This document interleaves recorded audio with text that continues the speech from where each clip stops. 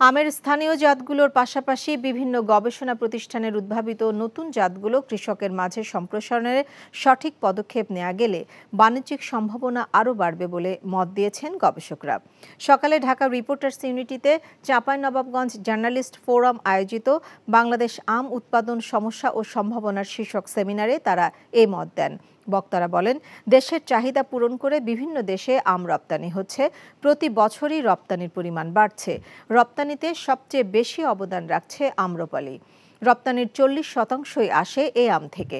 আম রপ্তানি বাড়াতে রপ্তানি উপযোগী আমের চাষ সম্প্রসারণ, আম থেকে উৎপাদিত জুস, জ্যাম, জেলি, আচার ও ক্যান্ডির বাজার সম্প্রসারণের পরামর্শ দেন বিশেষজ্ঞরা।